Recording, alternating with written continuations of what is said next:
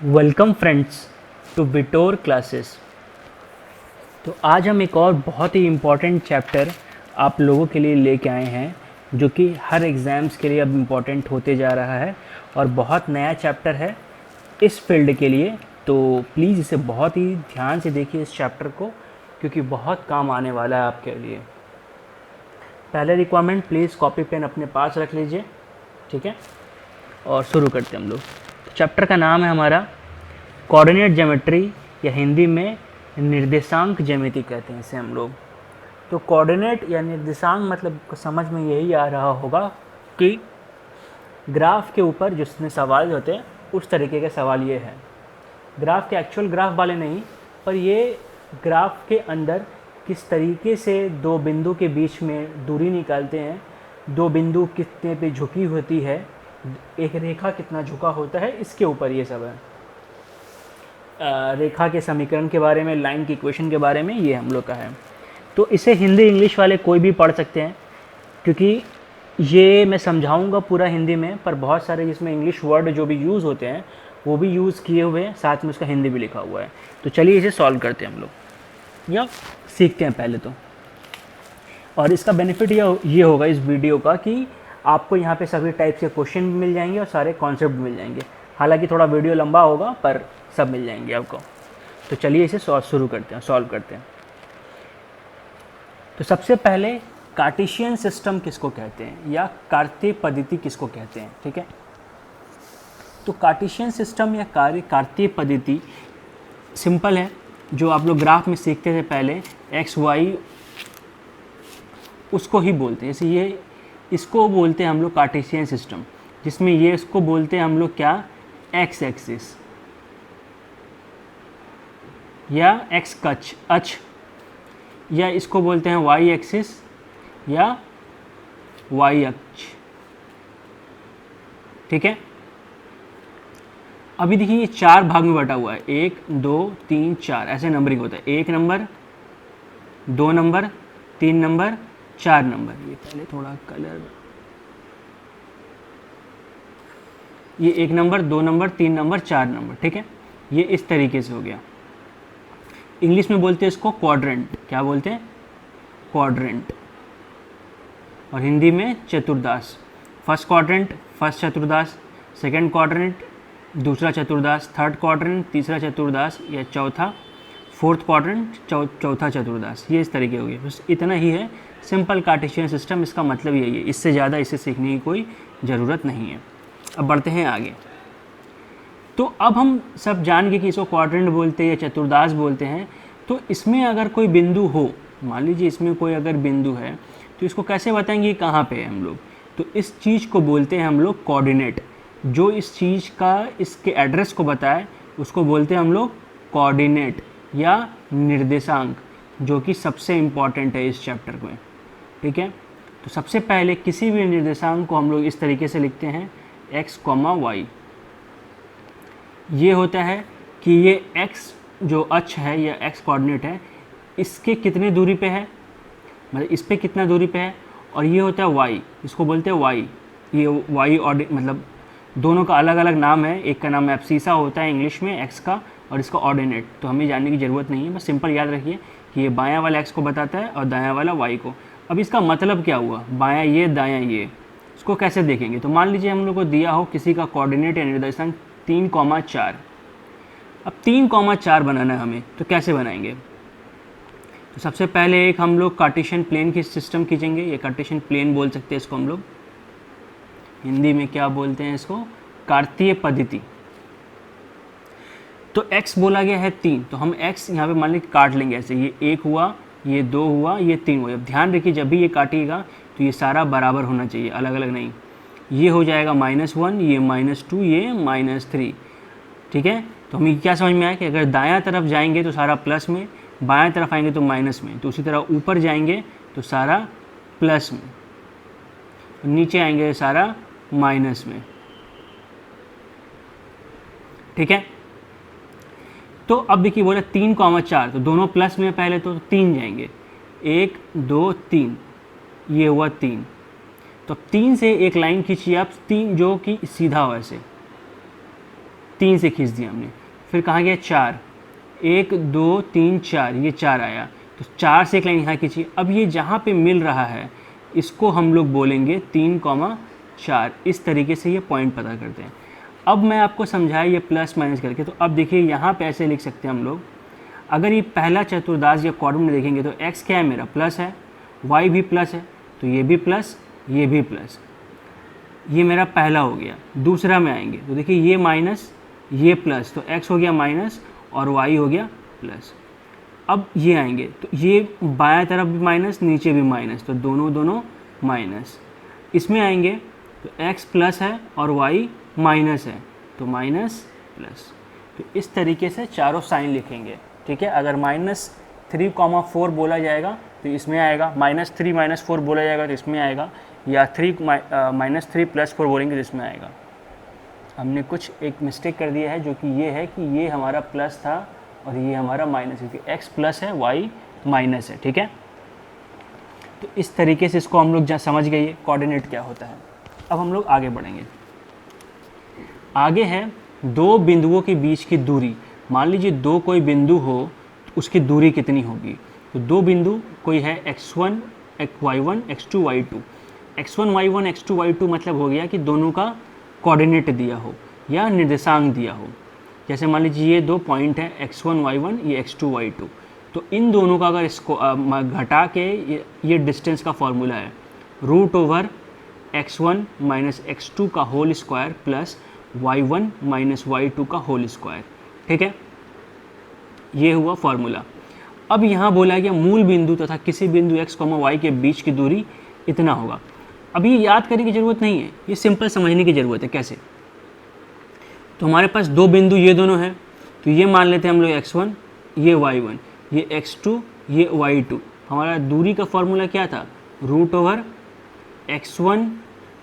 - x2 या x2 - x1, कोई बात नहीं, क्योंकि अच्छा तो x1 मेरा कितना है 0, तो 0 - x का होल स्क्वायर और 0 - y का होल स्क्वायर, तो 0 - x हो जाएगा। तो -x का स्क्वायर कितना होगा? x स्क्वायर और ये इसका होल स्क्वायर। तो अब देखिए एक चीज़, इसीलिए ये फॉर्मूला ऐसे लिखा हुआ है x2 - x1 और x1 - x2। अंदर माइनस भी आए तो स्क्वायर ही हो जाना है, तो इसीलिए स्क्वायर या इसको आगे लिखे इसको आगे लिखे, ये कोई फ़र्क नहीं पड़ता। बस ये मत कर दीजिए कि x2 - y1 या y2 - x1 कर दीजिएगा, तो गलत हो जाएगा। तो अगर यहाँ से ये वाला फॉर्मूला आ गया मेरा, तो ऐसे ये करते हैं। याद रखने की चीज़ें नहीं, ये समझने की चीज़ें।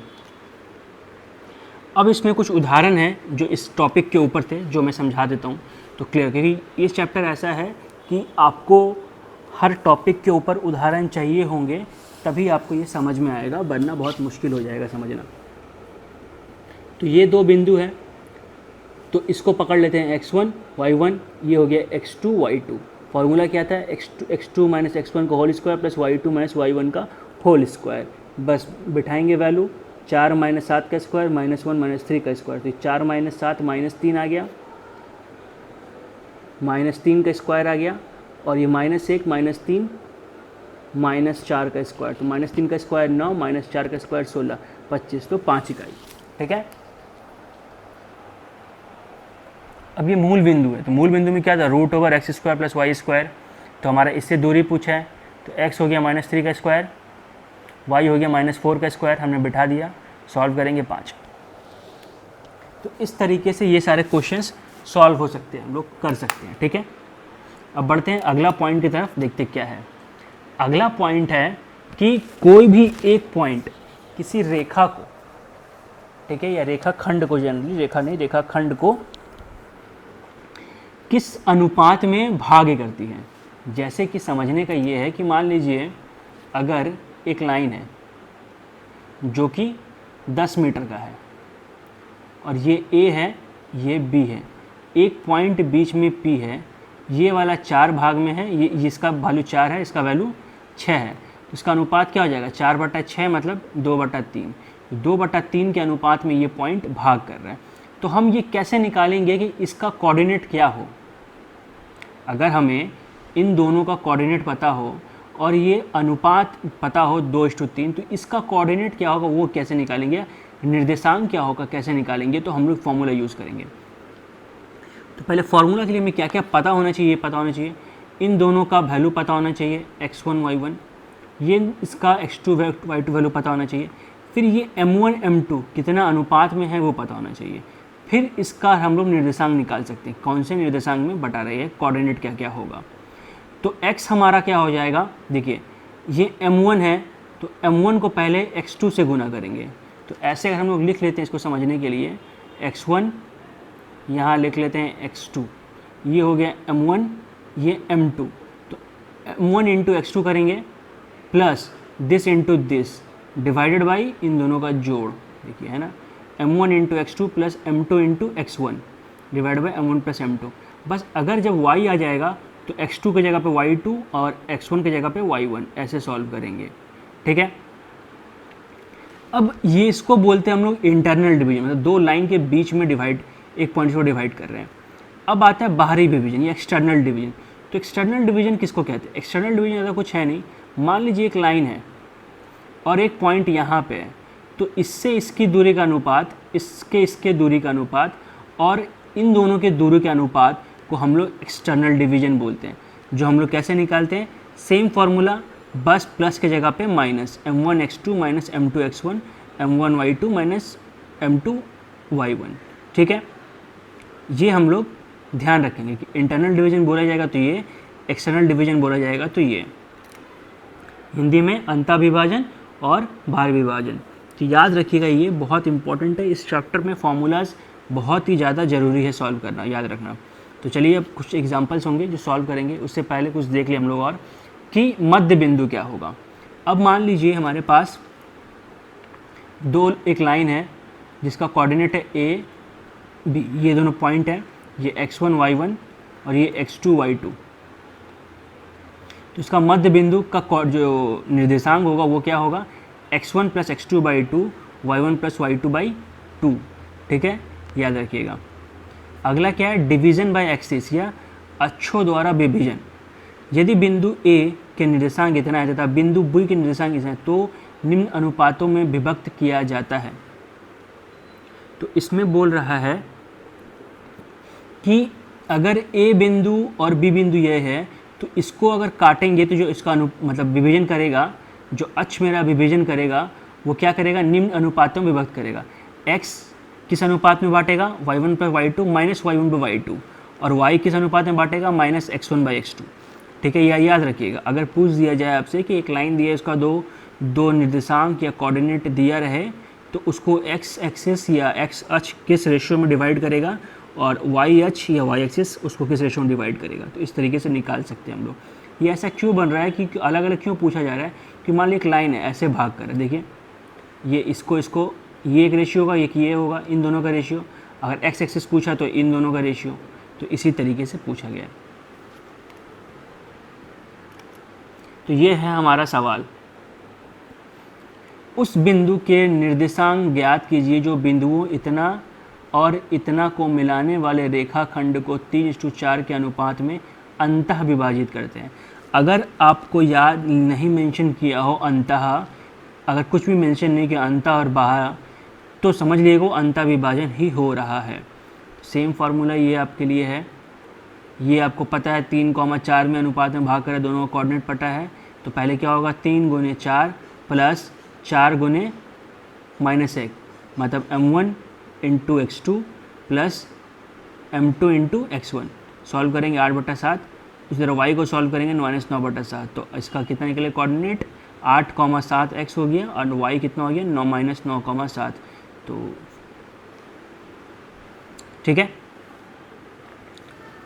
तो ये सवाल को प्लीज़ आप ऐसा नहीं कि छोड़ के आगे बढ़ जाए, वीडियो पॉज कर ले, सॉल्यूशन बना ले एक बार तो क्लियर हो जाएगा।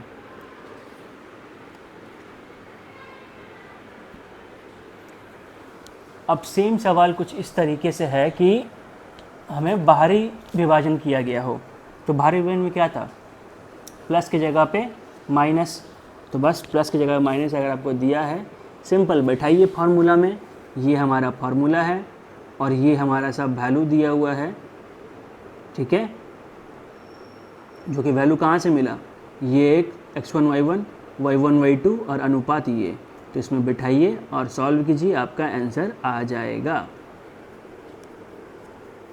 अब क्या था कि दो बिंदुओं को मिलाए रेखाखंड को x अक्ष किस अनुपात में भाग करता है, x अक्ष किस अनुपात में भाग करेगा, क्या सिखाया, क्या बताया था, y1 बाई माइनस y1/y2।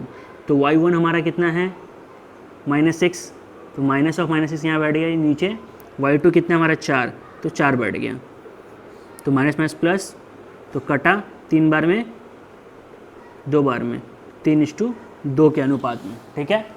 तो इस तरीके से इसको हम लोग सॉल्व करेंगे।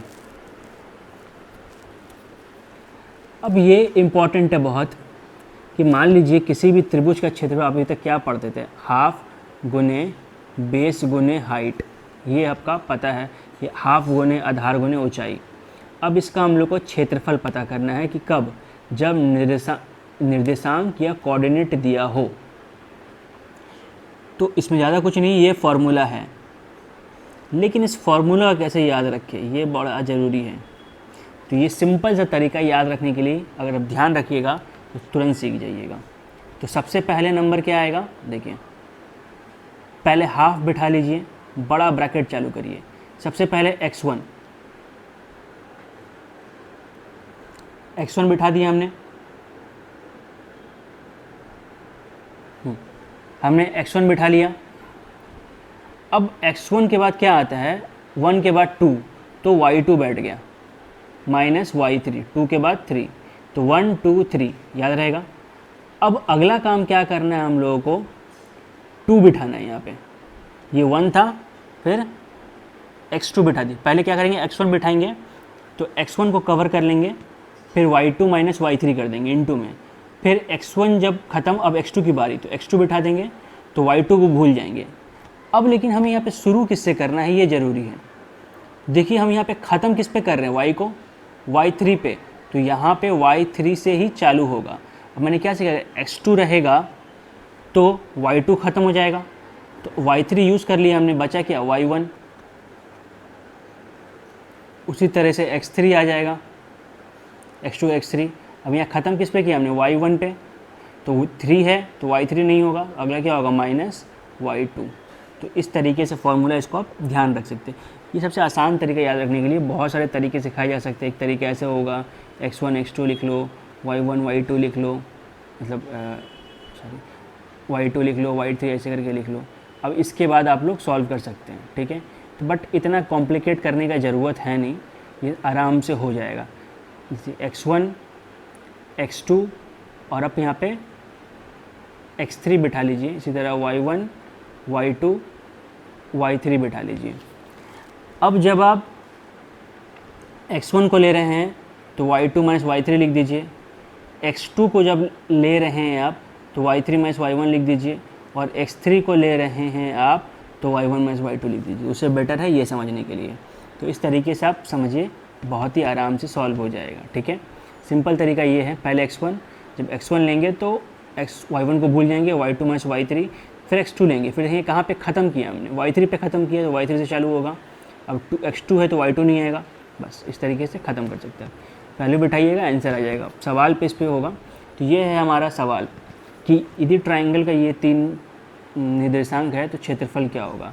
तो हमारा x1 हो जाएगा 0, y1 हो 0, x2 a, y2 0, x3 0, y3 minus है। ये फार्मूला था, फार्मूला में बिठाइए, चुपचाप आंसर निकाल लीजिए। तो ये हमारा आंसर आएगा, ठीक है। अब देखिए ये आया नेगेटिव, तो एरिया कभी नेगेटिव में नहीं हो सकता, याद रखिएगा। आंसर आपको दिया रहे नेगेटिव में तो कभी टिक मत मारिएगा, भूल जाइएगा कि ये साइन है। अगर एरिया में ये माइनस में आ जाता है आपका, मतलब आप कोई प्रॉब्लम नहीं है, माइनस को हटा दीजिएगा, जो बचा हुआ आंसर है वही आपका आंसर हो जाएगा, ठीक है। अगला सवाल या कंडीशन, ये टॉपिक है, कॉन्सेप्ट है जो समझना है हम लोग को। तो कॉन्सेप्ट में हमारा ये बताया गया है कि 3 बिंदुओं की संरेखता का प्रतिबंध या condition for collinearity of 3 points. तो कॉलिनियरिटी या 3 बिंदुओं का संरेखता मतलब ये होता है कि 3 पॉइंट जो है वो एक लाइन में है, ये इसका मतलब होता है, ठीक है। तो अगर आप थोड़ा सा ध्यान से सोचिएगा, अगर मान लो आपके पास 3 पॉइंट दिया हो, ये पॉइंट, ये पॉइंट, ये पॉइंट, तो अगर ये तीनों पॉइंट एक ही लाइन में हैं तो कभी ये ट्राइंगल बना सकते हैं? कभी नहीं बना सकते। ये कभी ट्राइंगल बनेगा नहीं। तो इसका मतलब क्या होगा, इसका जो क्षेत्रफल होगा इस त्रिभुज को, अगर हम लोग सोचेंगे त्रिभुज है तो क्षेत्रफल कितना होना चाहिए? 0। तो हम लोग उसी तरह बैठा लेंगे, ये मेरा x1, ये y1, ये x2, ये y2, ये x3, ये y3, ठीक है। अब हम इसको बैठा लेंगे क्षेत्रफल के फॉर्मूला में। ये तो मैं क्या सिखाया था कि क्षेत्रफल का क्षेत्रफल कितना होगा? 0। ये हाफ था तो हाफ इधर जाएगा, 0 हो जाएगा। तो अगर ये क्षेत्रफल है, मानते हम लोग ये तीनों अगर क्षेत्रफल है तो इसका क्षेत्रफल कितना होना चाहिए? 0। तो बस बैठाएंगे तो इक्वेशन बनेगा। तो ये हमारा कंडीशन है, ठीक है। कभी कभी ऐसा होगा कि y की जगह पे कोई एक और वैल्यू दिया होता, पूछते x का मान निकालिए, इसके लिए सिंपल y का वैल्यू यहाँ बैठाते या यहीं भी बैठा देते, सॉल्व करते, x का वैल्यू निकल जाता, ठीक है। तो इस तरीके से इसको हम लोग सॉल्व करेंगे। तो आंसर कितना है? तब B। तो ये सब क्वेश्चन जो मैं बता रहा हूँ प्लीज़ आप स्किप करके मत जाइए, बस देख के पूरा सॉल्व कर लीजिए, आंसर आ रहा है कि नहीं। वीडियो थोड़ी देर के लिए पॉज करके सॉल्व करिए, फिर आगे बढ़िए, आपके लिए बहुत बेनिफिशियल रहेगा। अगला सवाल ये है, त्रिभुज के केंद्रक के निर्देशांक या सेंट्रॉयड ऑफ ए ट्राइंगल। तो अब केंद्रक क्या होता है और सेंट्रॉयड क्या होता है, अगर आपको जानना है तो प्लीज़ आप ज्योमेट्री वाले ट्राइंगल्स वाले वीडियो को आप देख लीजिएगा, ठीक है। उसमें सब दिया रहेगा, आप आराम से उसको सॉल्व कर सकते हैं। तो ये सबका प्लेलिस्ट रहेगा, तो आप देख सकते हैं इसको लाइन से, कोई प्रॉब्लम है नहीं। हालांकि अभी सारा वीडियोस के सारे चैप्टर्स के बने नहीं हैं, बट ये शायद 3rd बना रहा हूँ मैं, तो इसके पहले जो भी चैप्टर धीरे धीरे ख़त्म होंगे उसके बाद एक प्लेलिस्ट बनेगा, आप आराम से चेक कर सकते हो।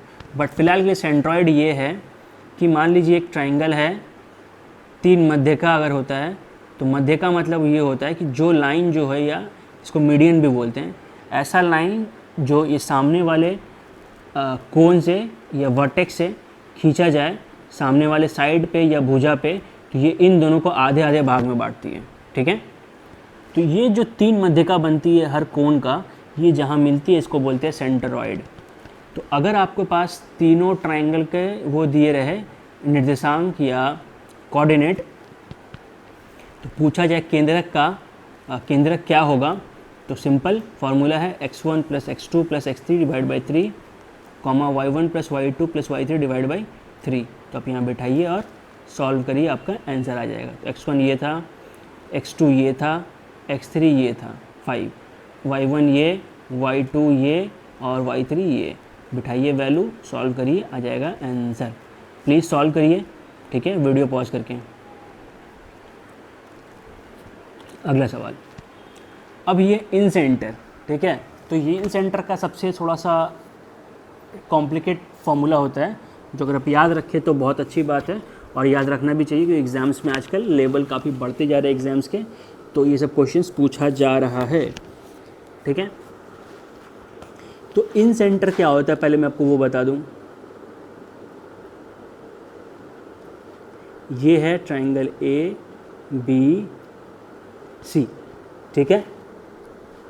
तो ट्राइंगल ABC में अगर ये जो एंगल है, इस एंगल को अगर आधे भाग में बांटा जाए, मतलब ऐसा लाइन बनाया जाए जो इसको आधा आधा बांटा जाए, तो इसमें भी एक लाइन बनेगा, किसमें बनेगा, जब ये तीनों मिलते हैं ना, तो इसको हम लोग बोलते हैं इन सेंटर या त्रिभुज का अंतः केंद्र।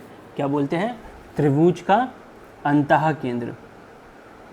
तो इस तरीके से ये समझते हैं। तो इसका जो कोऑर्डिनेट होता है, अगर तीनों आपको कोऑर्डिनेट दिया हो, ठीक है, और ये x1 y1 के सामने a भुजा इसकी लंबाई हो, x2 y2 के सामने जो भुजा उसकी लंबाई b हो, और x3 y3 के सामने इसकी भुजा लंबाई c हो, तो ये जो बनेगा आपका ये अंतः केंद्र, इसका जो निर्देशांक या कोऑर्डिनेट क्या होगा, ये फॉर्मूला है। तो a × x1, b × x2 और c × x3। इस तरीके से y का भी आ जाएगा, ठीक है। y का भी क्या आएगा कि a × y1 + b × y2 + c × y3, ABC। इसको हम लोग सॉल्व करेंगे तो हमारा आंसर आ जाएगा। तो अब इसको हम लोग पुट करते हैं, ये दिया रहेगा वैल्यू। किसी समकोण त्रिभुज के अंतः केंद्र के निर्देशांक ज्ञात कीजिए जिसका एक शीर्ष मूल बिंदु पर तथा अन्य दो 6, 0, 0, 6। ये मूल बिंदु पहले ही बता दिया है कि एक केंद्र जो है वो 0,0 पे है, दूसरा 0,6 पे है और एक 6,0 पे है। ठीक है, तो इस तरीके से इसको हम लोग सॉल्व करेंगे और वैल्यू बिठाएंगे, हमारा आंसर आ जाएगा। ठीक है, तो ज़्यादा डिफ़िकल्ट है नहीं, बस समझने की बात है। तो इससे हम लोग अच्छे से सॉल्व करेंगे। ये तो सॉल्व करेंगे जब, तो हमारा आंसर ये आ जाएगा। अब ये बहुत ही इम्पॉर्टेंट और थोड़ा सा टफ चीज़ बोल सकते हैं हम लोग, इक्वेशन ऑफ स्ट्रेट लाइन या सरल रेखा की समीकरण। ठीक है, तो सरल रेखा की समीकरण क्या होता है? मान लीजिए एक आपको दिया हो x बराबर 2, तो इससे आप क्या समझ रहे हैं कि x ये 2, यहाँ पे 1, ये 2, तो इस दो लाइन से अगर एक लाइन सीधा खींचे तो इसका इक्वेशन होगा x बराबर 2। ठीक है, लेकिन अगर कुछ ऐसा खींचा हो तो इसको तो x बराबर 2 ही देख कैसे टेढ़ा बेकार है, y में भी कटा हुआ है, x में भी कटा हुआ है, बीच में भी कहीं ना कहीं कुछ है, तो इसको तो x बराबर 2 या y नहीं लिख सकते। तो इसीलिए बेसिक से स्टार्ट करते हैं हम लोग, छोटा छोटा से। सबसे पहले x अक्ष का समीकरण क्या होगा? ये मेरा x है, तो x पे तो x का कोई भी वैल्यू हो सकता है, लेकिन इस पे y का कौन सा वैल्यू है? 0 सिर्फ, है ना। देखिए, तो इसका x का इक्वेशन क्या हो गया? समीकरण y बराबर 0। इसी तरह y पे अगर आएंगे तो y पे तो y का कोई वैल्यू नहीं, x का कौन सा वैल्यू सिर्फ है इस पे? x इक्वल टू 0, तो x इक्वल टू 0 y का समीकरण हो गया। ठीक है, अब बोला y अक्ष के समांतर व इससे a दूरी पर स्थित है, तो x बराबर a। जैसे मैंने ये सिखाया था, अगर 2 था तो देखिए यहाँ पे सिर्फ एक ही जगह पे है जो कि y का वैल्यू हमें पता है, बाकी सारे पॉइंट जितने भी पॉइंट है इस लाइन पे सब पे y का वैल्यू कितने हैं? 2, 2, 2, 2, 2, लेकिन x का वैल्यू तो कुछ भी हो सकता है। तो इसीलिए हमें ऐसा वैल्यू नहीं देखना पड़ेगा, इसका वैल्यू मतलब जो हमेशा फिक्स रहे तभी क्वेश्चन बनेगा। तो जैसे कि यहाँ पे हमारे पास क्या था कि y का वैल्यू हमें पता था 2, तो ये इक्वेशन बन गया। इसी तरह अगर एक लाइन ऐसा खींचा जैसे इस पर पता हो तो ये 3 है, तो ये क्या हो जाएगा? ये लाइन x बराबर 3। तो अगर y पे पूछे तो x का इक्वेशन बनेगा x इक्वल टू 3, और अगर x पे पूछ रहे हैं हमें, x पे बिंदु दिया हो तो y का इक्वेशन बन रहा है। याद रखिएगा आप लोग। अब कोई भी सरल रेखा का सिंपल इक्वेशन क्या होता है? यदि किसी सरल रेखा y अक्ष द्वारा पर काटा गया अंतः खंड C है, मान लीजिए एक लाइन है जो ऐसे गया है और एक खंड काट रहा है इस पे, ये इस पॉइंट से लेके इस पे, ये सीधा लाइन खींचा गया, ये लाइन के बीच में y अक्ष पे कितना दूरी है मूल पॉइंट से? C का। ठीक है, तो y इक्वल टू इक्वेशन बनता है mx प्लस c। ठीक है, क्या बनता है? y equal to mx plus c, ये इक्वेशन बना हम लोग का। तो इसमें अब क्या क्या है? c तो हमें पता चल गया कि c क्या है, m क्या है वो नहीं पता करना है। तो m बराबर होता है tan थीटा। थीटा जो होता है वो किसी भी लाइन का झुकाव होता है, किस पे? x अक्ष पे, x एक्सिस पे उसका झुकाव को हम लोग थीटा बोलते हैं। और उस झुकाव में अगर उस झुकाव का 10 कर लिया जाए तो उसको हम लोग बोलते हैं प्रवणता। प्रवणता, ये प्रवणता है, और नहीं तो इंग्लिश में बोलते हैं हम लोग स्लोप। क्या बोलते हैं? स्लोप। तो ये इक्वेशन है हमारा। तो ये y और x का काम क्या है? y और x बस हमें दर्शाते हैं कि वो क्या बोल रहे उसको,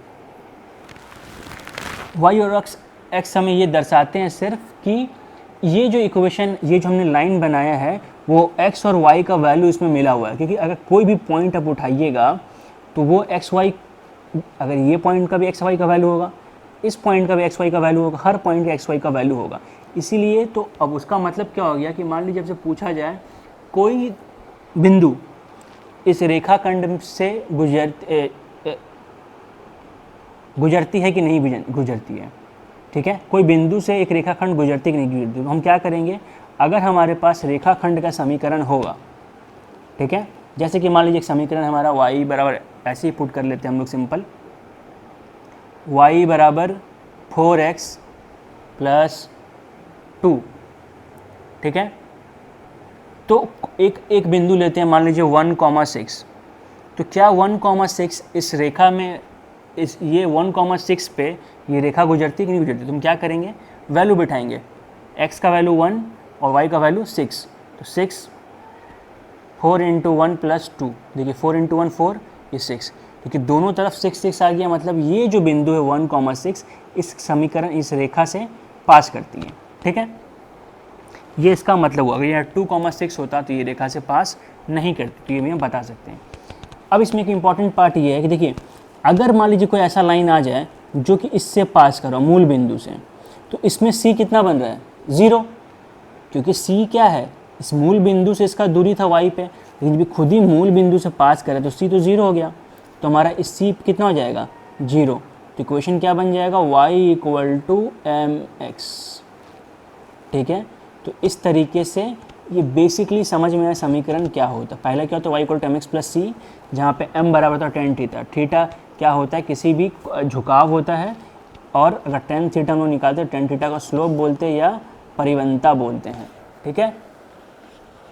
याद रखिएगा आप लोग, बहुत ही ज़्यादा इम्पॉर्टेंट है ये। अब बढ़ते हैं आगे। तो ये है, देखिए डिफरेंट तरीका का समीकरण बन सकता है। वो तो एक तरीके का था, y = mx + c। अब हम आगे के और भी तरीके देख सकते हैं। तो हमारा तरीका क्या क्या है आगे का।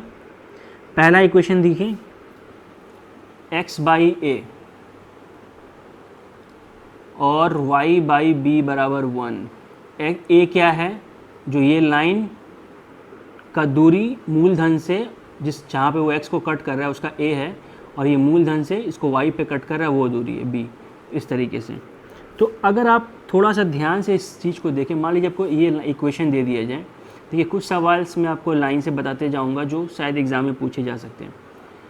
ये दे दिया जाए तो इसको बोलते हैं हम लोग खंड, ठीक है। ये जो कट रहा है इतना दूर तक, a और b खंड हो गया। तो आपसे अगर पूछ लिया जाए कि x अक्ष पे, ये x एक्सिस पे खंड कितना है, आप निकाल के दिखाइए, तो आप क्या करिएगा, हमें इस फॉर्म में पहले इक्वेशन लाना पड़ेगा, ये फॉर्म में, ठीक है। तो इधर 12 है, इधर 1 चाहिए, तो 12 को क्या करेंगे, इधर लेके चले आएंगे।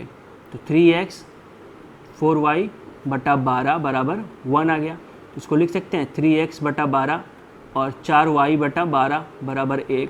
तो ये हो गया आपका 4 बार में कटा, और ये कटा 3 बार में, तो ये हो गया x बटा 4 प्लस y बटा 3 बराबर 1, ठीक है। तो देखिए ये क्या हो गया, x खंड कितना हो गया, x का खंड कितना हो गया 4, y का खंड 3। तो ये ध्यान रखिए, ठीक है। अब देखिए कोई चीज़ ही है इसमें जो हम लोगों को ध्यान रखना पड़ेगा। वो कैसे, कि ये एक लाइन है, ठीक है, मूल बिंदु से किसी सरल रेखा पर डाले गए लंब x अक्ष के साथ बने कोण के रूप से।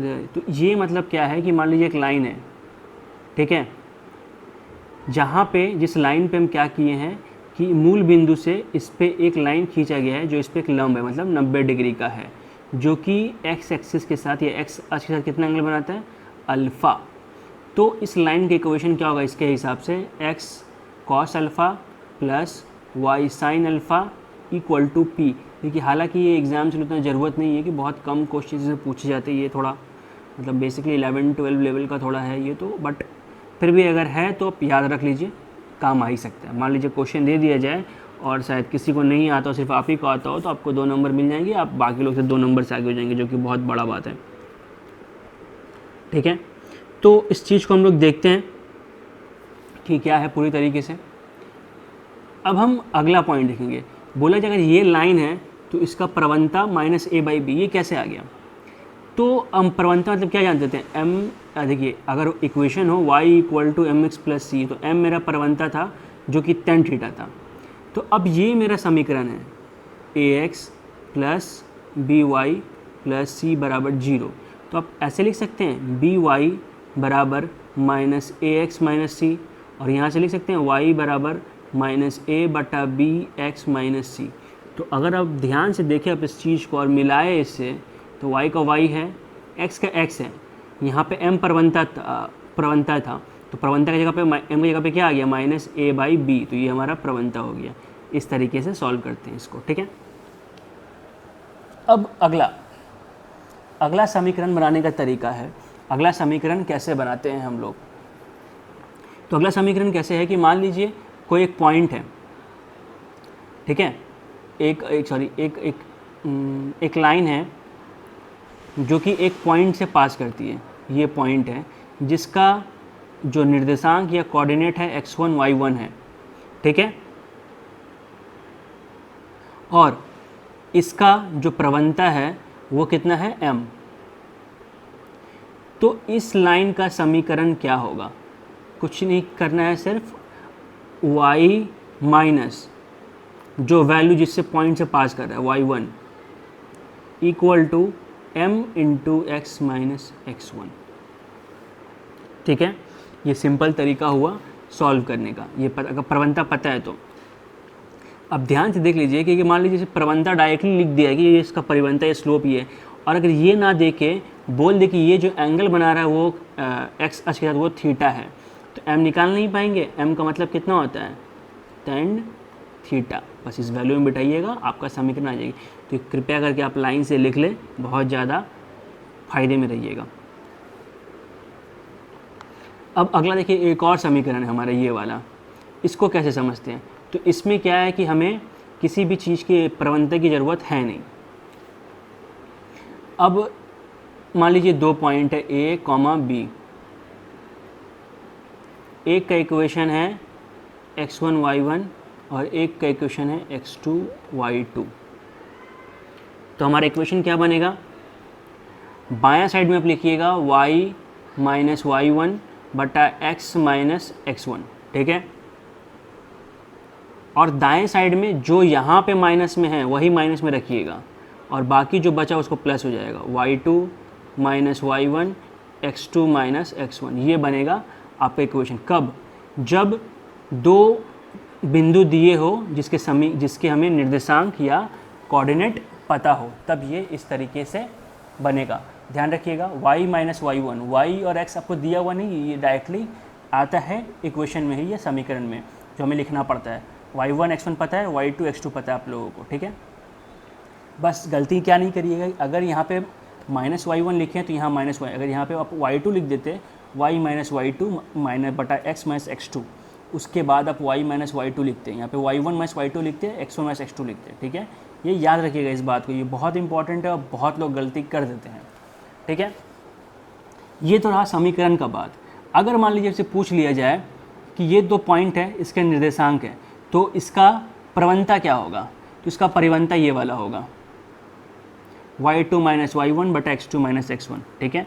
इसमें आप किसी को आगे लिखिए पीछे लिखिए, कोई फ़र्क नहीं पड़ता है, लेकिन याद रखिए अगर y2 माइनस y1 लिख रहे हैं तो x2 माइनस x1 लिखिएगा, अगर y1 माइनस y2 लिख रहे हैं तो x1 माइनस x2 लिखिएगा। ऐसा नहीं कि माइनस y2 ऊपर और नीचे माइनस x1, तो गलत हो जाएगा, ठीक है। तो इतने सारे टाइप के आपको समीकरण बन गए हैं, अगर दिया हो तो आपको निकाल पाइएगा। तो अब आगे क्या है पढ़ते हैं हम लोग। अब इसमें क्या है, सरल रेखा के समांतर तथा लंबंत रेखाओं के समीकरण। इसमें दो कंडीशन है। पहला चीज़ ये कि दो कंडीशन है कि मान लीजिए अगर दो रेखा है जो कि समीकरण मतलब समांतर है, मतलब पैरेलल है आपस में, तो इसका जो परिवणता होगा, मान लीजिए m1 है, इसका परिवणता m2 है, स्लोप। तो जब पैरेलल होंगे तो दोनों का स्लोप बराबर होता है, याद रखिए इस बात को। और अगर मान लीजिए दो लाइन है जो एक के ऊपर लंब है या परपेंडिकुलर है, इसका स्लोप अगर m1 है और इसका स्लोप m2 है, तो ये एक कंडीशन बनाता है m1 इंटू m2 माइनस 1, ठीक है। ये हमारा कंडीशन है।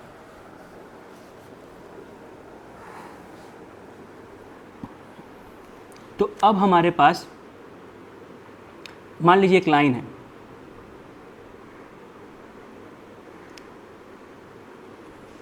ये अब हमें बोला गया है कि आप हमें एक ऐसा लाइन बना के दिखाइए जो कि इसके पैरेलल हो और मान लीजिए 2,1 से पास करता हो। किससे पास करता हो? 2,1 से पास करता हो। तो देखिए अब हमारे पास क्या है कि एक पॉइंट है, तो एक पॉइंट से कभी भी समीकरण बन सकता है नहीं। लेकिन अगर आप थोड़ा पीछे आइएगा तो हमें ये पता है कि एक पॉइंट है ना, एक पॉइंट और अगर प्रवणता पता है हम लोगों को तो हम समीकरण बना सकते हैं। तो प्रवणता कैसे देखेंगे, तो अभी मैंने बताया कि सबसे पहले अगर आप एक लाइन को इसके पैरेलल होगा या समांतर होगा तो उसका प्रवणता उस लाइन के बराबर होगा। तो मान लीजिए ये एक लाइन था मेरा, अब इसका जो प्रवणता होगा वही जो लाइन बनेगा, मान लीजिए ये लाइन मेरा ये था, तो इस लाइन के जो पैरेलल लाइन बनेगा इसका और इसका प्रवणता सेम होगा। तो पहले हमें इसका प्रवणता निकालना पड़ेगा। इसका प्रवणता निकालते हैं हम लोग, कैसे निकालेंगे, इक्वेशन आपको याद है y = mx + c, तो हमको इस फॉर्म में इसको लिखना पड़ेगा पहले। तो 4y = -3x + 12, तो y बराबर हम लोग लिख सकते हैं -3/4x, ये 12/4 हो जाएगा। तो इसका प्रवणता कितना आया -3/4, तो इसका प्रवणता भी कितना होगा -3/4, क्योंकि बराबर है दोनों। तो अब वैल्यू बैठाएंगे, इक्वेशन बनाएंगे। तो ये मेरा x1 ये y1, तो लिख सकते हैं y - y1 = m × x - x1। तो y - y1 मतलब 3 1 और m मेरा कितना है -3/4 जो कि x - 2। तो ये हो जाएगा आपका 4y - 4, ये हो जाएगा आपको -3x + 6। तो इसको इधर ले आएंगे, इसको इधर ले आएंगे, तो 4y + 3x 6 + 4 = 10। तो ये मेरा बन गया 4y + 3x = 10। तो ये मेरा सॉल्व हो गया। अभी लेकिन समांतर के लिए हुआ, अब हमें क्या चाहिए कि जो इस पे लंब हो या परपेंडिकुलर हो। तो इसका तो स्लोप कितना था हम लोग का, मतलब प्रवणता -3/4। अब मान लीजिए एक लाइन है ये, तो मैंने क्या सिखाया था कि अगर हम लोग को पता हो तो m1 × m2 = -1, अगर दोनों लंब हो तो मान लीजिए ये मेरा m2 था, क्योंकि ऊपर वाला इसको हम m1 पकड़ लेते हैं। तो m1 × -3/4 = -1, तो ये कितना आएगा, माइनस माइनस कट जाएगा दोनों साइड, तो m1 = आ गया 4/3। अब इसको हम लोग बैठाएंगे इक्वेशन में फिर से, तो यही इक्वेशन में बैठाएंगे, लेकिन यहाँ पे क्या हो जाएगा y - 1, यहाँ पे स्लोप मेरा कितना है 4/3, x माइनस मतलब ये 2 हो गया, तो ये हो गया 3y - 3 और ये हो जाएगा आपका 4x - 8। ठीक है, तो आप इधर ले आइए इसको, तो ये हो जाएगा -4x + 3y = ये -3 रह जाएगा, प्लस हो जाएगा, तो -8 + 3 = 5। तो अब देखिए ये इक्वेशन यहाँ पे लिखा था ax + by + y bx - ay/α, ये जो भी लिखा हुआ है ये वैल्यू है इसका, जो हम लोग को निकाले हम लोग बिठा के यहाँ पे। तो अब एक चीज़ ध्यान दीजिए, ये मेरा कंडीशन था, तो जो लाइन समांतर है उसका x का कोऑर्डिनेट और y का कोऑर्डिनेट दोनों सेम है। देखिए 3x 4y 3x 4y, लेकिन जो परपेंडिकुलर था उसका कोऑर्डिनेट पूरा बदल गया है। 3x के जगह पे था, y की जगह पे 3 आ गया है, 4 की जगह y की जगह 4 था, y की जगह पे x की जगह पे 4 आ गया, और जो मेरा x था वो माइनस में चेंज हो गया है। वो कंडीशन डिफरेंट होती है, इसी कारण से आप लोग कर सकते हैं, कोई परेशानी नहीं है इस बात को लेके। ठीक है, तो इस तरीके से इसको हम लोग सॉल्व करते हैं। अब हम लोग बढ़ते हैं आगे।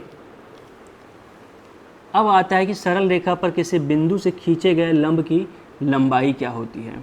तो कोई भी अगर एक बिंदु है, ठीक है, कहने का मतलब ये है कि मान लीजिए एक लाइन है जिसका हमें समीकरण पता हो, तो एक यहाँ पे पॉइंट है, इस पॉइंट से एक लंब खींचा गया हो, ठीक है, इस लंब खींचा गया हो जो कि इसका वैल्यू हमें पता हो, मान लीजिए ये है, तो इसका दूरी क्या होगा, सॉरी ये लाइन का लंबाई मतलब क्या होगा। ठीक है,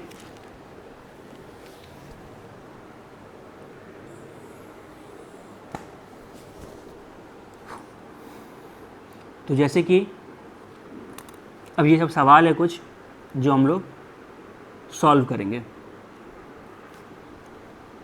तो अच्छा पहले मैं एग्जांपल एक समझा दूँ इसका कि यार मान लीजिए एक पॉइंट है, वही लाइन ले लेते हैं 3x + 4y = 12, तो ये मतलब -12 लिख लेंगे बराबर 0 कर लेंगे तो आसान रहेगा क्योंकि पूरा बैठाना पड़ेगा हम लोग को। अब पूछा है इसका लंब को एक पॉइंट है मान लीजिए 2,1 है, इससे एक परपेंडिकुलर इस पर खींचा गया है तो उसकी दूरी कितना होगी। तो फार्मूला क्या है, ये वाला फार्मूला हमारा, तो फार्मूला बैठा लेते हैं। तो अब यहाँ पे x और y की जगह भी ये वैल्यू बैठाएंगे हम लोग, 3 × 2 + 4 × 1 - 12 बटा क्या है √a² + b²। a² मतलब जो इसके आगे a और b लगा हुआ था, तो 3 का स्क्वायर और 4 का स्क्वायर, तो ऊपर कितना आ गया 6, ये आ जाएगा आपका 4 - 12 और ये आ जाएगा एक बार √3 का स्क्वायर 9, 4 का 16, 25 तो 5, तो आ गया आपका -2/5। दूरी कितना हो गया 2/5 ही हम लोग उल्टा ले लिए इसीलिए माइनस आ गया, पर ये सही है। तो ऐसे भी जब दूरी निकालेंगे तो नेगेटिव में आएंगे, इसे 2/5 ही आंसर हो जाएगा। ठीक है, तो इस तरीके से इसको हम लोग बनाते हैं। और अगर कोई भी दो समांतर रेखाओं, मतलब जो परपेंडिकुलर नहीं बोलो, दो रेखाओं मान लीजिए ऐसे, इसके बीच की दूरी कितनी होगी, तो सिंपल है C1 - C2 बटा √a² + b²। ठीक है, मैंने सिखाया था समांतर रेखा जब हम लोग बना रहे थे यहाँ पे कि दोनों का कोऑर्डिनेट x एक्सिस का सेम रहेगा, इसका डिफरेंट रहेगा। तो C1 - C2, तो चलिए यहाँ निकाल लेते। फार्मूला क्या था, C1 - C2 √a² + b²। तो C1 कितना है मेरा 12 और ये 10, तो 12 - 10। अब देखिए दोनों का a सेम है 3 3 x वाले में और इसका 4 4, तो नीचे 5 आ गया, तो 2/5। ठीक है, इस तरीके से इसको हम लोग सॉल्व करेंगे। यही चीज़ यहाँ पे ये बताया है। आपको सवाल है, शायद आपको आगे मिलेंगे इसको सवाल, और मैं बहुत कुछ तब तक समझा चुका हूँ, तो प्लीज़ ध्यान से पढ़िएगा सिर्फ, और वीडियो पॉज करके सारे क्वेश्चन सॉल्व कर लीजिएगा, बहुत इंपॉर्टेंट है। एक सरल रेखा जिसकी प्रवणता इतनी हो x का से झुकाव, तो x अक्ष पे झुकाव ज्ञात कीजिए। मतलब प्रवणता इतनी, मतलब tan थीटा दिया हुआ है, तो tan थीटा बराबर हो गया 1/√3। तो 10 में √3 कौन से एंगल पे आता है, 30 पे, तो tan थीटा बराबर tan 30, थीटा बराबर 30, x एक्सिस पे झुकाव कितना हो गया 30। अब क्या बोला है, उस रेखा की प्रवणता और y अक्ष पर अंतःखंड क्रमशः ज्ञात कीजिए जिसकी समीकरण इतनी हो। ठीक है, तो ये हमारा समीकरण है। तो सबसे पहले जब भी हमको पूछा जाएगा, देखिए y अक्ष पर निकालने बोलेगा, तो आप x का वैल्यू 0 बिठा दीजिएगा। क्या करिएगा, x का वैल्यू 0 बिठाइएगा। तो अगर x का वैल्यू यहाँ पे हम 0 बिठाते हैं तो कितना बन जाएगा, 4 × 0 तो 0, तो y - 5 बराबर 0, तो y बराबर 5। तो y अक्ष पे कितना आ गया, खंड इसका अंतःखंड 5, देखिए ये है ना। अब पूछा है क्या कि उसका प्रवणता, तो प्रवणता के लिए सबसे पहले हम क्या कौन सी इक्वेशन में बनाएंगे, ले जाके इसको y = mx + c में, तो y में तो कुछ है नहीं, सब कुछ इधर ले जाइए, तो -4x + 5 आ गया। तो x के आगे जो होता है वही इसका प्रवणता होता है mx, तो ये हो गया -4। ठीक है, उस रेखा का समीकरण ज्ञात कीजिए जिसका जो इससे होकर जाती हो तो झुकाव 60 डिग्री है। तो ये सेम इक्वेशन जो हमने इतने से सॉल्व किया था, y - y1 × m - m × x1। तो x1 y1 x1 तो पता है हमें, ये हो गया y1, ये हो गया x1 पता है। हमें पता करना है m, तो m क्या है, tan थीटा, थीटा दिया हुआ है 60 डिग्री, तो tan 60 निकाल लेंगे हम लोग, बस वैल्यू बिठाएंगे, आ जाएगा हमारा आंसर। तो प्लीज़ सॉल्व करें। देखिए यहाँ पे किया हुआ है tan √3, तो y - y1 मतलब y - 4 = √3 × x - 30। तो ये सॉल्व कर लिए हम लोग। बढ़ते हैं आगे। दो रेखाओं का प्रतिच्छेद बिंदु, मतलब intersection point of two lines. तो अगर दो रेखा हैं, कोई भी दो रेखा है जिसका हमें समीकरण पता है, तो इसके जो बिंदु मिल रहे हैं, इसका मान कैसे निकालते हैं हम लोग। इसको कुछ नहीं करते हैं, दो समीकरण को बस सॉल्व कर लेते हैं हम लोग। ठीक है, ये 2x + 1 है = 0, 3 - c है, तो यहाँ से निकल जाएगा। अगर सॉल्व करेंगे इसको तो इसमें कुछ और तो है नहीं, बस एक ही जगह घटेगा, तो यहाँ से सिंपल से पहले से निकल जाएगा x बराबर, ये -1 इधर गया /2, तो -1/2, और ये 3y - 9, तो y बराबर 9/3, मतलब 3, तो -1, 2 और 3, तो ये। ठीक है, ये देखिए इसमें अब समझ में आइएगा क्या करना है एक्चुअली। तो अगर इन दोनों को हम लोग सॉल्व करेंगे ना बस समीकरण को, तो हमारा आंसर आ जाएगा। तो ये 2x + y = 5, x + 2y = 5। तो इसको हम लोग वैल्यू निकालेंगे। कैसे हल करते हैं, हल कैसे करते हैं ये बहुत ज़रूरी है। देखिए इसका एक आसान तरीका, एक क्या तरीका है कि आप इसमें 2x है, इसमें सिंपल x है, तो आप इस पूरे समीकरण को 2 से गुना कर दीजिए और उससे घटा दीजिए। 2 से गुना करके कितना आएगा 2x, ये हो जाएगा प्लस 4y, ये हो जाएगा 8। अब इससे इसको घटा दीजिए, मतलब 2x + y - 2x - 4y बराबर 5 - 8। तो 2x कट गया, बचा -3y = -3, -3 कट गया, y = ये 3 भी कट गया, तो y = 1। तो y अगर 1 आएगा मेरा, तो x कितना हो जाएगा,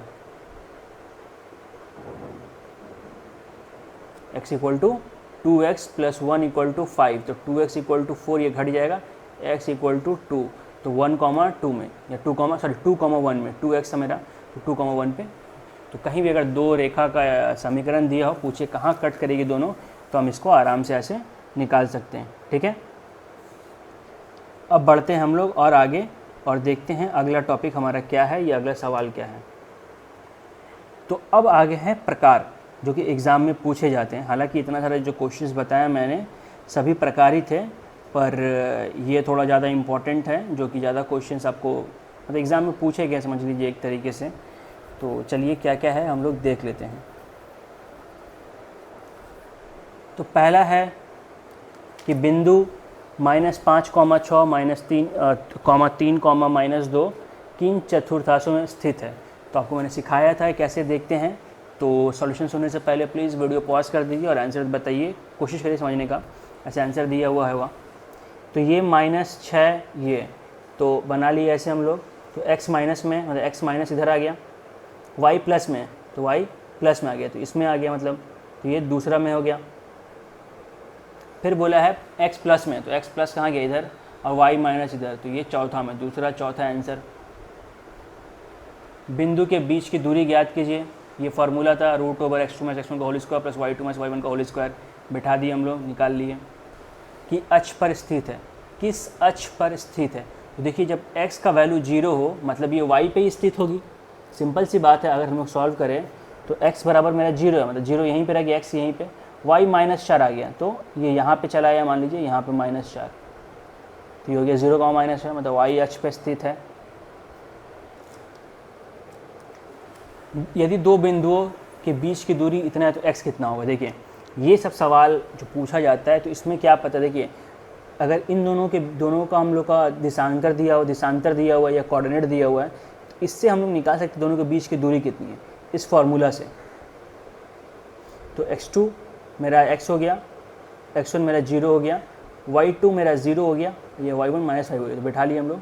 अब ये जो है ये दूरी निकला और हमें दूरी दिया हुआ है 13 बैठा दिए, तो रूट जब हटा तो ये स्क्वायर हो जाएगा, 13 स्क्वायर। सॉल्व करेंगे -0 में तो कुछ मतलब x² + 5 के 25, तो ये घट गया, x = 124, तो x बराबर 14। ठीक है, तो इस तरीके से सॉल्व कर सकते हैं हम लोग।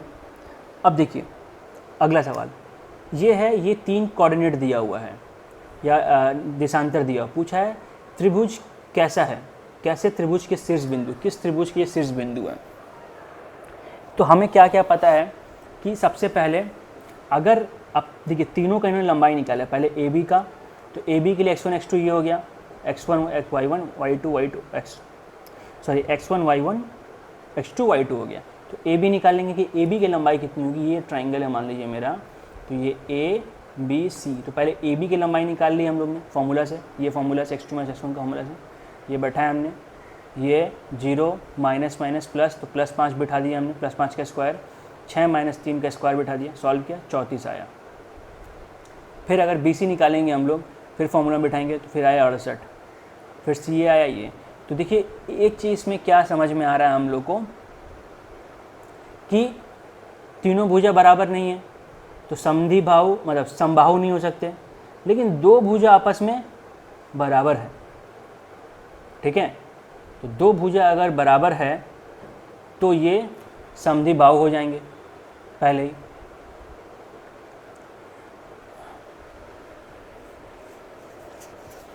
तो इस तरीके से इसको हम लोग सॉल्व कर सकते हैं, ठीक है।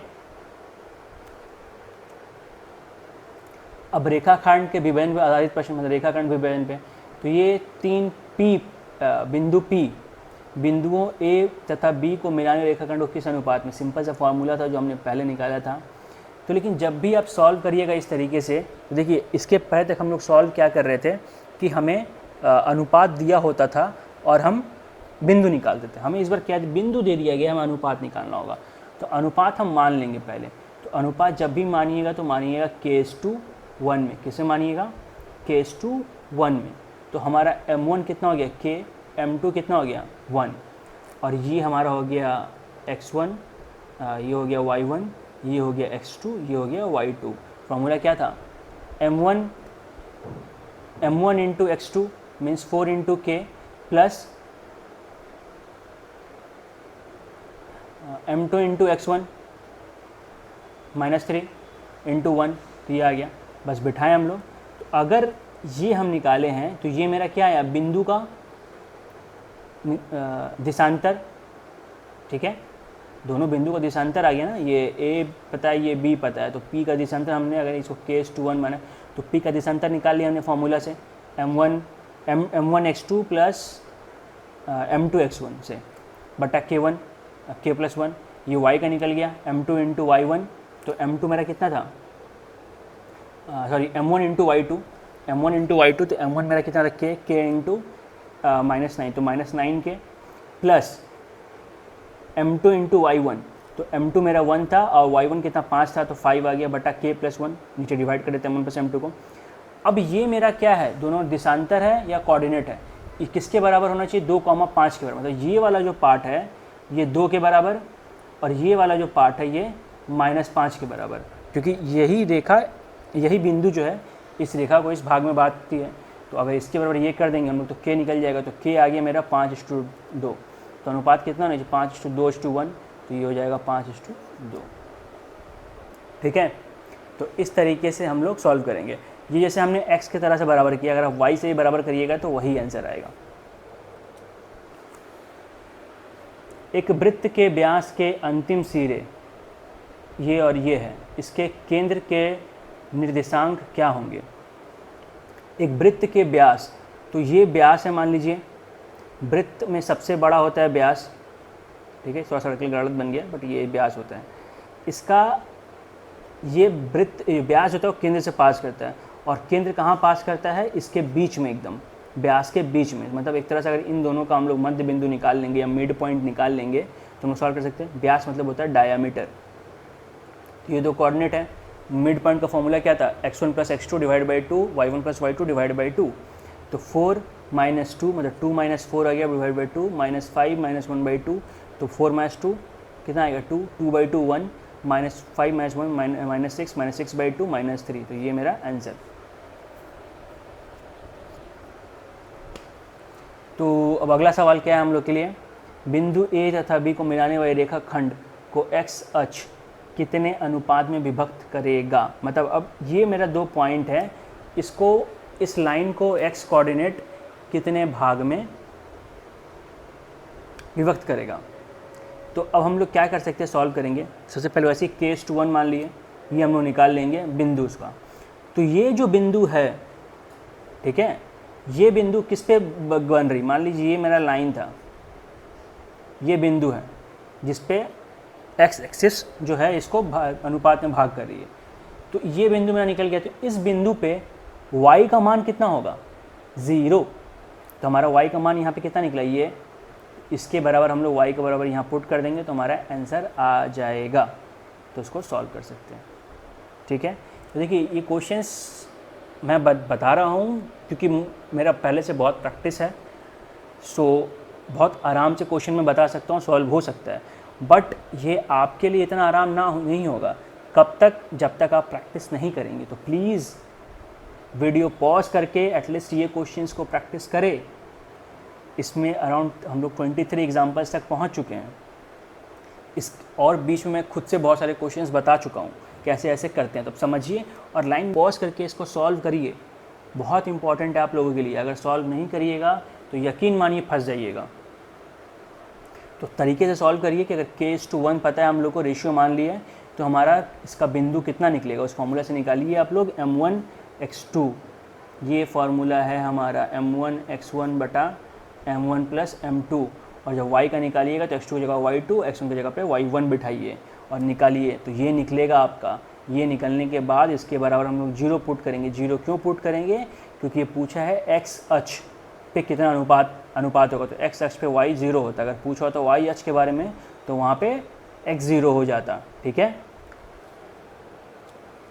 रेखाओं पर आधारित प्रश्न, तो रेखाओं पर आधारित प्रश्न क्या होगा?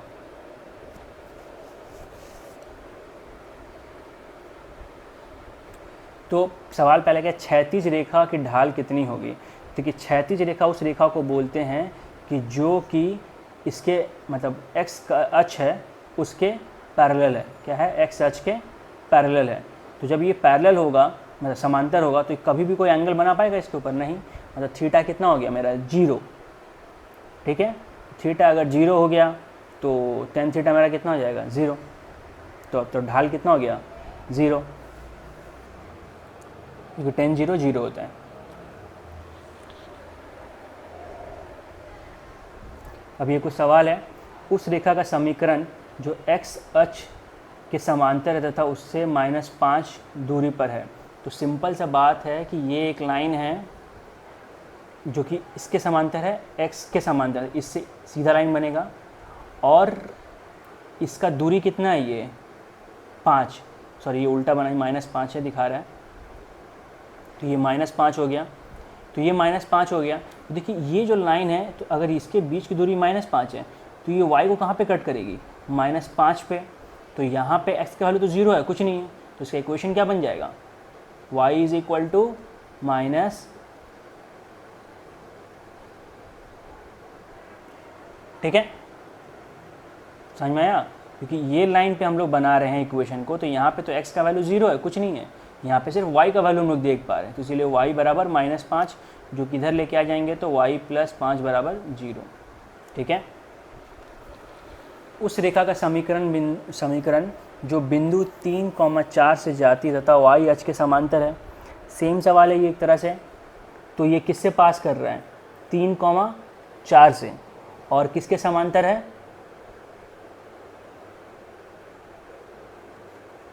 y अक्ष के।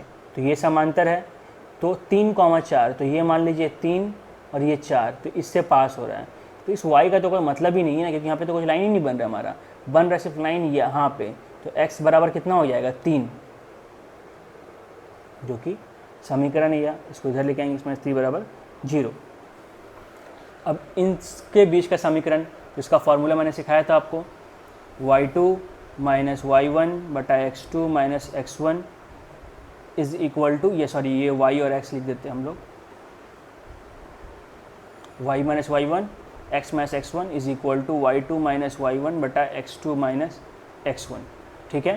तो इस तरीके में वैल्यू बिठाइएगा।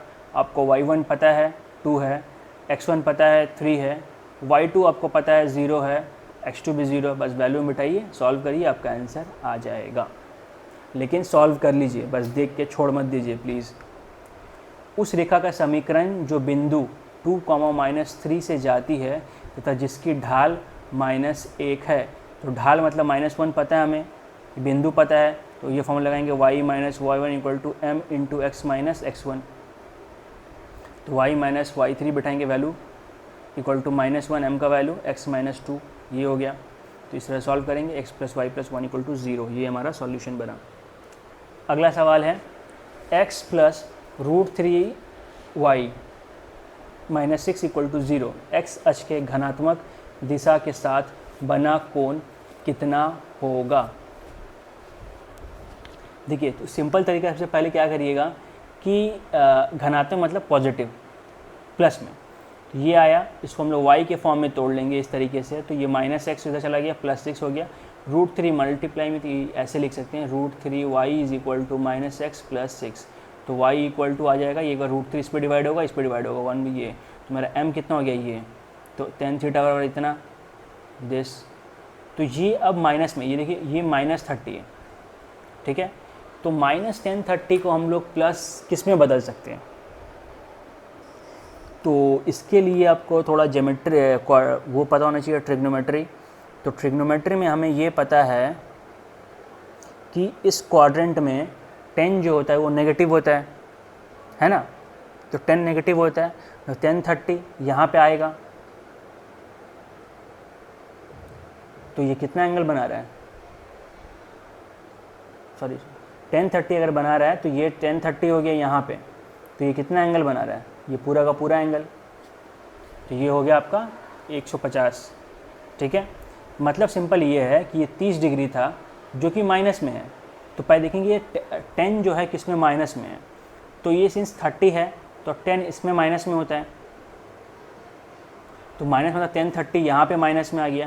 तो ये क्या बोला है, पॉजिटिव तरीके से। तो ये माइनस में आंसर है। हमें पॉजिटिव में लाने के लिए क्या करना पड़ेगा, हमको ये वाला वैल्यू दिखाना पड़ेगा जहाँ पे हम लोग प्लस में लिख सकते हैं 10 50 150। बाद में चेंज करेंगे तो फिर माइनस में ही आंसर आएगा, लेकिन ये आ गया आपका 10 मतलब दिस 180 माइनस दिस। तो ये हमारा आंसर आएगा, ठीक है।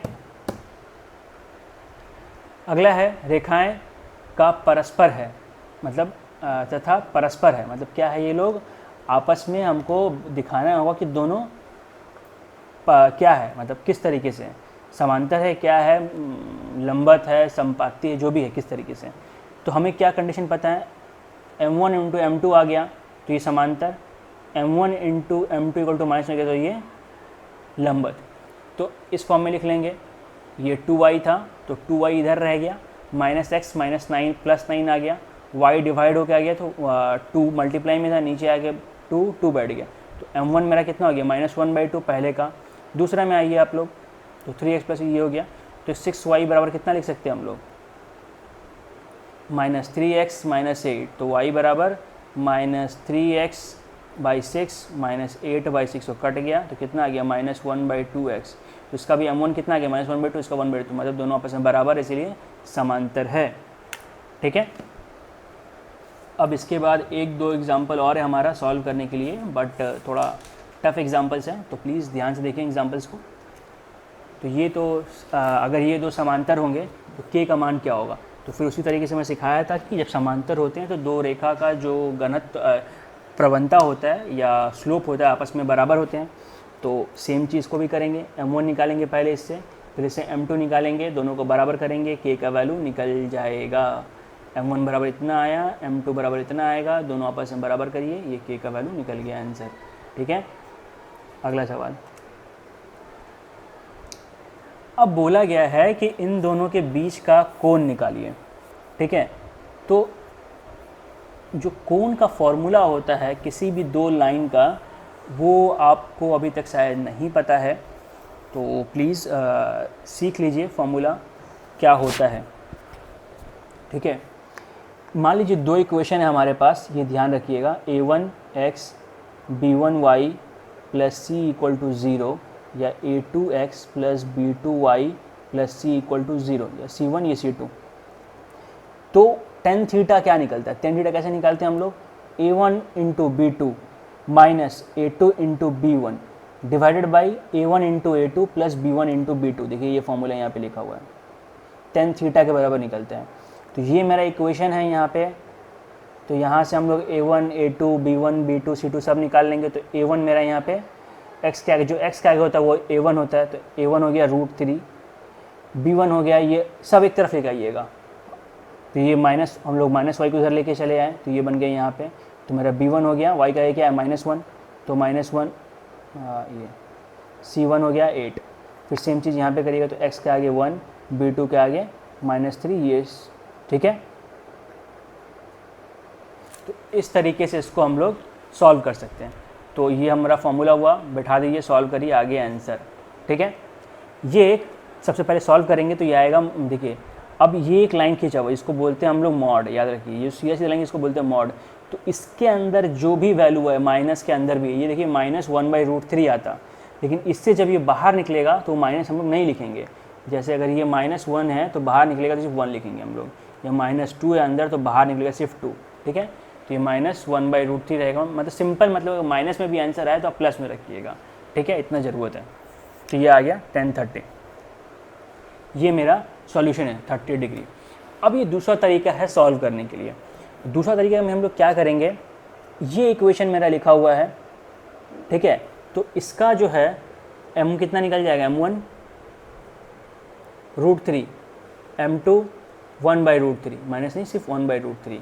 अब इस कंडीशन में क्या होता है कि दोनों को बीच के लाइन के एंगल tan थीटा को निकालते हैं, m1 minus m2 divided by m1 plus m2, ये फार्मूला में। तो आप इसमें भी बिठा लीजिए सेम तरीके से, m1 मेरा ये है और सॉल्व करिए आप, तो आपका आंसर आ जाएगा। बस यही बात है, अगर नेगेटिव में आए तो फिर बाहर प्लस ही आएगा, पॉजिटिव में आए तो कोई बात ही नहीं है, याद रखिएगा। तो ये दो फार्मूला है, लेकिन ज़्यादा आसान फार्मूला ये है, मैं पहले आपको थोड़ा टफ वाला बताया कि समझ में आए, जो भी जिसको जो आसान लगे। बेसिकली अगर हमको m1 m2 पता चल जाता है दो लाइन के, तो ये पता चल गया, तो हमें a1 b1 c1 का फार्मूला जमा रखने की ज़रूरत नहीं है। हम सिंपल ये बैठाएंगे tan theta equal to m1 minus m2 divide by 1 plus m1 m2, ये मेरा फार्मूला है। उसको भी अगर सॉल्व करिएगा आप तो लास्ट में देखिए यही आएगा, √3 ही 1/√3 ही बाहर निकलेगा। तो 10/1 तो 1/√3 tan थीटा में कितना 30 डिग्री में आता है, तो थीटा इक्वल्स टू 30। अब ये लाइन कितने इससे कितनी दूरी पे है, तो मैं सिखा चुका हूँ पहले इसको। तो पहले जो भी एक्स वाई का वैल्यू आप यहाँ बिठाइएगा, 5 into -3 plus 12 into -4 -15 root over इस 5 का स्क्वायर और इस 12 का स्क्वायर जो एक्स और वाई के आगे लगा हुआ है, सॉल्व करेंगे, आ जाएगा आपका आंसर, ठीक है। तो इस तरीके से इसको भी सॉल्व करते हैं, मैं पहले ही सिखा चुका हूँ। तो प्लीज़ इस वीडियो को अगर आपको समझ में नहीं आया हो तो दोबारा देखें, जितने भी एग्जाम्पल्स और क्वेश्चन इसमें बताए गए हैं प्लीज़ सॉल्व करें मन लगा के अच्छे से, क्योंकि बहुत ही ज़्यादा इम्पॉर्टेंट है फ्रेंड्स, इम्पॉर्टेंट बहुत ज़्यादा है, ध्यान रखिएगा। एंड प्लीज़ अगर अच्छा लगा हो वीडियो तो लाइक कमेंट शेयर सब्सक्राइब कर दीजिए। अच्छा, एक और टॉपिक रह गया इसमें बताने के लिए, तो समझा ही देते हैं कि फिर अदरवाइज़ छूट जाएगा। तो इसमें क्या है, त्रिभुज के क्षेत्रफल विभिन्न केंद्रों तथा 3 बिंदुओं की संरेखता पर आधारित प्रश्न। तो क्या बोला, उस त्रिभुज का क्षेत्रफल ज्ञात कीजिए जिसका शीर्ष क्रमशः, तो ये सिंपल फार्मूला था हमारा, जो फार्मूला था half into x1 into y2 minus y3 plus x2 into y3 minus y1 plus x3 into y1 minus y2। इसमें हम लोग बिठाएंगे और हमारा आंसर निकल जाएगा, ठीक है। एरिया निकाल लेंगे हम लोग सिंपल। इसमें अभी सेम चीज़ है, माइनस है, माइनस को इग्नोर करिए, सिर्फ आंसर लिखिए। अब तीनों संरेख है, क्या सिखाया था, अगर 3 बिंदु एक लाइन में होंगे तो इसका क्षेत्रफल कितना होगा, 0। तो हम लोग पहले तीनों बिंदु का क्षेत्रफल निकाल लेंगे, बराबर 0 करेंगे तो वहाँ से k का एक वैल्यू आएगा। तो दिया हुआ क्या था, तीन मेरा बिंदु दिया है, जिसमें से एक तीनों बिंदु में से किसी में x3 का मतलब हमको मान नहीं पता है, तो k पता है, तो k बिठा देंगे, k का वैल्यू निकल जाएगा। फिर 36 नंबर में क्या दिया है कि इसका केंद्रक ज्ञात कीजिए, तो केंद्र का फॉर्मूला पता है आप लोगों को, x1 plus x2 plus x3 बटा 3, y1 plus y2 plus y3 बटा 3, सॉल्व किए, निकाल लिए। अगर देखिए इसमें एक तरीका हो सकता है कि मान लीजिए यहाँ पे आपका k होता, ठीक है, तो पूछता k का वैल्यू क्या है, या मान लीजिए यहाँ पे k और यहाँ पे r दे देता, r का वैल्यू अगर आपको केंद्रक बता दिया था तो क्या करते, सिंपल है, ये x3 की जगह पे जो वैल्यू दिया वो नहीं बिठा के k बिठाते, बराबर 8 कर देते हैं, क्योंकि आपको केंद्रक दिया होता, ऐसा ही केंद्रक दिया हुआ नहीं होता, तो ये वाला इसके बराबर होता 8 के बराबर, तो हम लोग सिंपल निकाल सकते हैं। तो x1 मेरा कितना है, 10, 9, और इसको हम लोग k माने थे तीसरे वाले को, बटा 3 बराबर कितना होना चाहिए, 8, तो ये हो गया 24, तो k बराबर 24, 10 9 19, तो कितना आ गया, 5, ठीक है। तो इस तरीके से सॉल्व कर सकते हैं, ध्यान रखिएगा। तो ये आखिरी टॉपिक था, तो प्लीज़ सॉल्व करें। 36 एग्जाम्पल्स हो गए और कुछ मैंने खुद बताए हैं, तो डेफिनेटली आपको बहुत कुछ सीखने को मिलेगा इस वीडियो से। अब इसके बाद आप प्रैक्टिस करें, ठीक है। जैसे कि मैं बोलते रहता हूँ, अगर आपके पास ये बुक है तो प्लीज़ ख़रीद ले, नहीं है तो जो भी किताब है उसे सॉल्व करें, ठीक है। इस बुक का लिंक दिया रहेगा नीचे, जब ऑनलाइन ऑर्डर हो जाएंगे और स्टार्ट हो जाएंगे तो आप उसे मंगा सकते हैं, सॉल्व करिए। बहुत ही अच्छा किताब है और आप लोग के लिए बहुत अच्छा है, प्लीज़ सॉल्व करें, ठीक है। अच्छा लगा हो वीडियो तो लाइक करें, शेयर करें, कमेंट करें, सब्सक्राइब करें, बेल आइकन बटन दबाएं, अपने दोस्तों तक इस वीडियो को पहुंचाएं ताकि थोड़ा व्यूअरशिप भी बढ़े और सब्सक्रिप्शन भी बढ़े, तो ताकि और अच्छे वीडियोस बना पाएँ और थोड़ा चैनल पॉपुलर भी हो। So thank you for watching and all the best for exams. So अभी कोरोना का टाइम चल रहा है तो बाहर ना निकले, आपके लिए भी अच्छा है, आपके घर वालों के लिए भी अच्छा है। Thank you for watching and please practice. कोई भी डाउट हो message me on Facebook, I will definitely reply. Thank you for watching.